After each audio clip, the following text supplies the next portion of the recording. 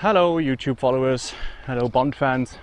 I'm here with Lancelot, 24-year-old halflinger, and I promised at the launch video on the 25th of May that I would be looking at James Bond and horse riding, and it's starting to rain now, so we have to do that the fast way. I looked at a couple of scenes where Bond is on a horse. In some films it's just a very short scene, and in others, like A View to a Kill, horses have a very prominent role. There is not much that went wrong, not much that I saw, but a couple of things that felt odd or were just wrong, or not the way I learned it. So I'm going to show you with Lancelot. I hope he's being a good boy today. Yeah, what riding actually is, why they used it on the Bond films, what makes it special to steer a horse and to ride a horse, and how to do it correctly. So, are you ready, boy? Yeah, let's do it.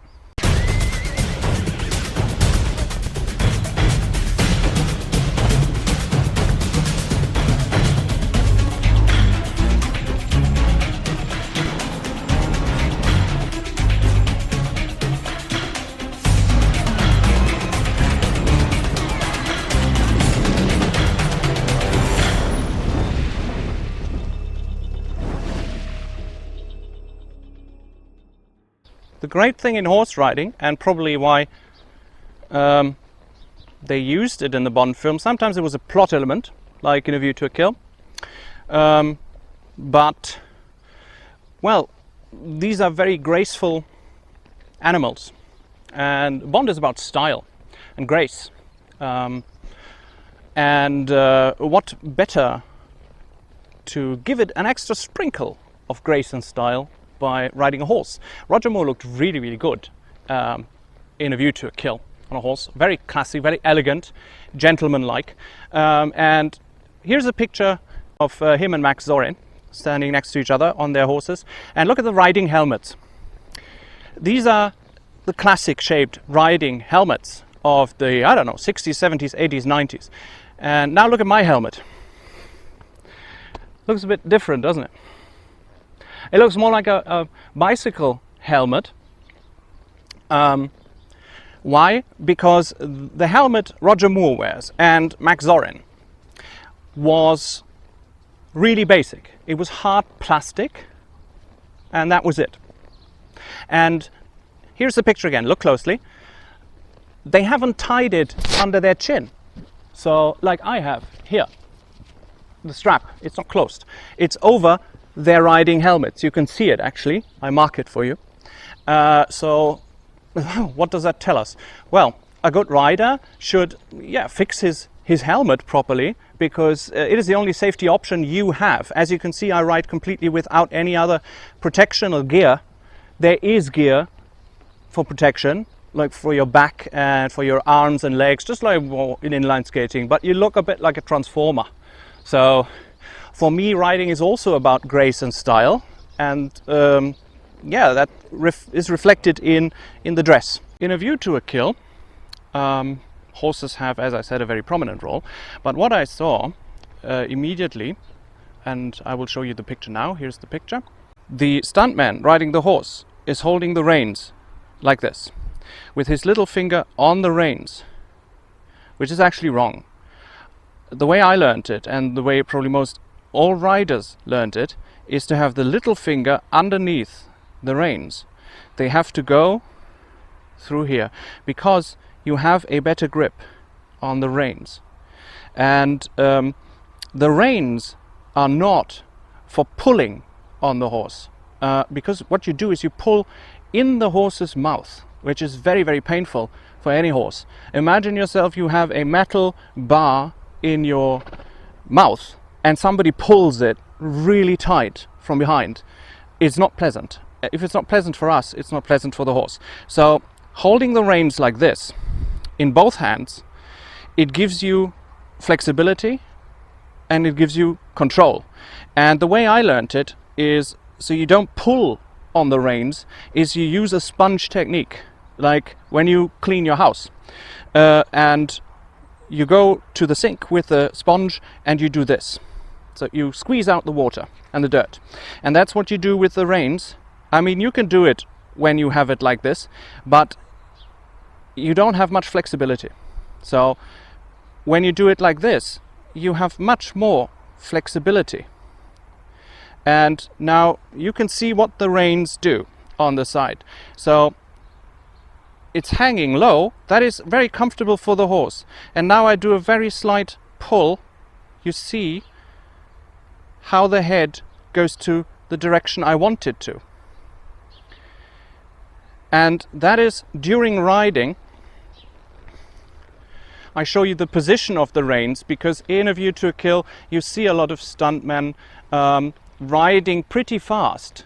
So there is a scene, I show it to you, where the hands are here. Since this is your control option, your steering wheel basically, you are very careful in handling the reins. Obviously in a film, when horses go really fast, this steering changes and your position changes. Especially the reins. You see now they are just hanging on the horse's mane. Very relaxed. So because I can steer him just with my weight, I don't really need to pull. In Western riding, which is not this one, I'm in an English saddle. So in Western riding you have sort of another technique where you see the reins like this, going from left to right. And I was taught to always keep my hands still and next to the mane. So this would be my riding position, where you have very little movement of the reins. And just by doing this sponge technique, now I had to pull a bit because pulling is allowed. It's not that it's forbidden, but it puts a lot of pressure on the horse's mouth, which is not good. So you have to avoid it at any cost, at any time. And you see, I can just steer him with my weight and turn him around and can make him go the other way. Just steering with my weight and a bit of my foot. Now when we look again at this picture, look how Bond holds his hands and look how Max Zorin holds his reins. Max Zorin holds his reins in one hand, which is okay. It looks a bit like Western riding, but as you can see with Lancelot, he doesn't change. He goes forward, and if you train your horse well, it looks, I don't know, Max Zorin, he looks cooler when he's not sitting like that, like a proper rider, but just like this, loose and like a Western rider, sort of more casual and more, I don't know, it looks more villain-like. But what is really villain-like is when you have trained your horse so well that you can steer it with the reins down. So I can do that, and Lancelot will go in the direction I want him to. Now I send him in the middle of the arena, and you have to think of your body as being a weight, as the balance. So if I look to the left, Lancelot will go to the left. Eventually. It takes some time. But you see he's steering to the left. I give him a bit of input with my foot, and I actually don't need the reins. I can just leave them hanging. How villain-like is that? Because you could actually shoot a gun. You could do all sorts of things. But here's a safety advice. When you are out in the field, in the forest with your horse, it is a different thing, because things can scare the horse. Something coming out of the forest or whatever, a car, a motorcycle, pretty much everything could scare the horse. Then you need the reins. So there is a reason why they are there. And the only acceptable reason to pull on the reins really hard is when there is danger to you or the horse. So like, for example, horse gets scared and gallops off with you, and you're going towards, well, let's say, like in Germany, the Autobahn, or in America, a highway, a freeway, whatever. There is a danger to your life and to the life of the horse, so you are allowed to pull the reins really hard. I will not show it to you because obviously there's no danger here, to make the horse stop. The other possibility to make the horse stop when it is galloping is to lead it into a circle, just like that, because these animals cannot gallop properly in a very small circle. So you stop the movement of the feet. Now I'm going to trot and try to send him into a gallop to see the gallop from the Bond film OCTOPUSSY. Come on, get him, get him.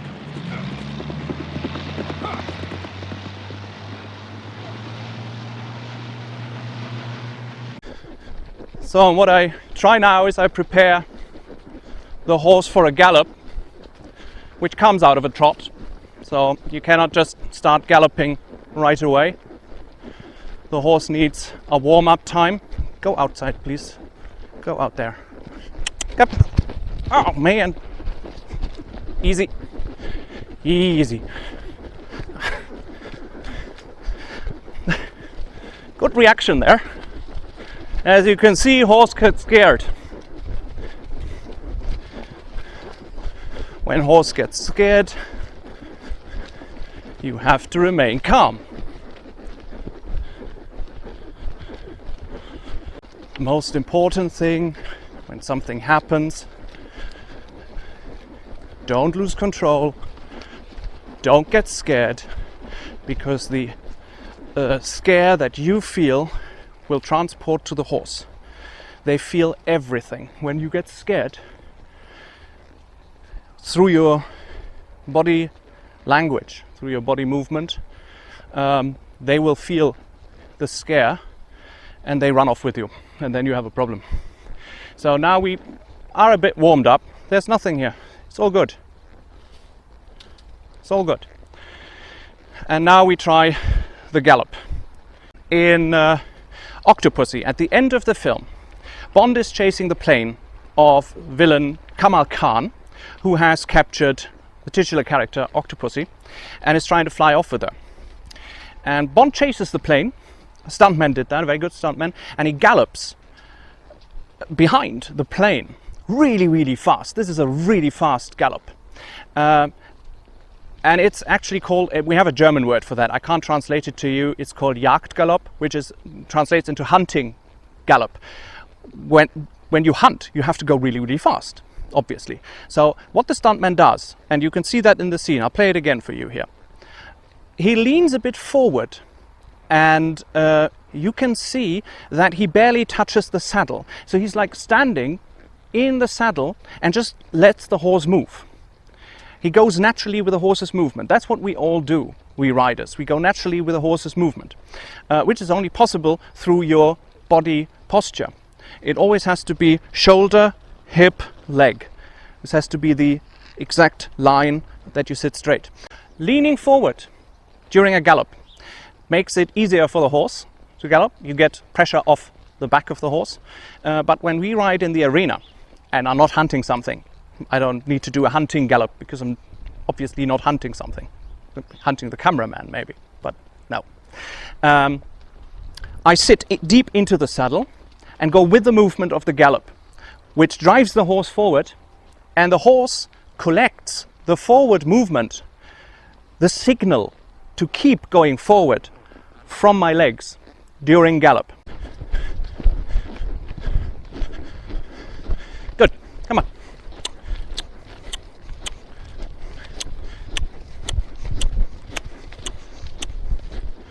Come on. Good. Good. Come. Good.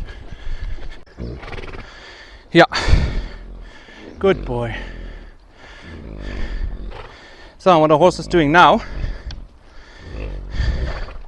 snorting, is actually a sign of relaxation. He worked, so he lets off some steam, and you say, "Good boy, well done."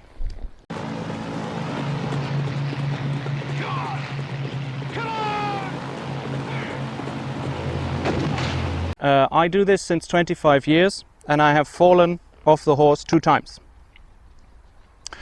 That's a pretty good statistic. And you would ask yourself, wow, 25 years, 2 times fallen off a horse, and other people fall regularly off the horse. Why is that?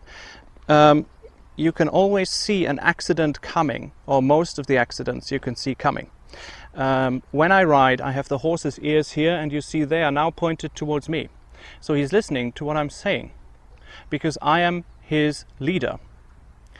Horses don't want friends, because a lot of people are like cuddly and, oh, it's a cuddly horse, can I cuddle with you? But they are not cuddly animals. They are, well, herd animals. They want a leader. They don't want a friend. And I'm his leader, so he's listening to me. And he trusts me. And my credo in riding and training a horse is I provide the horse with respect. And what I get in return is trust. So he trusts me, like in the situation you saw earlier, where he spooked. He trusts me to keep the situation under control. That's why he didn't throw me off.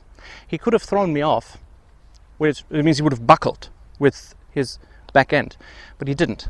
He decided not to do it because he trusts me, to steer him away from that danger, which I did. And I stayed on because you have to react in a millisecond to an unforeseen thing happening.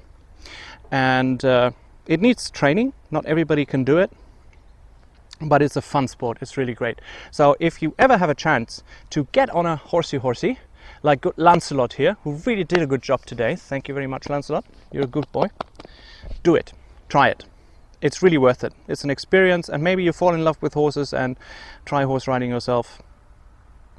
It's not for nothing that it's my favorite hobby, and I sometimes spend 5 to 11 hours in the stable. It's just the greatest thing in the world. That's it for Bond and horse riding. I'm Benjamin Lind of the Bond Bulletin. Subscribe if you want. Otherwise, have a great day. See you around. Bye bye.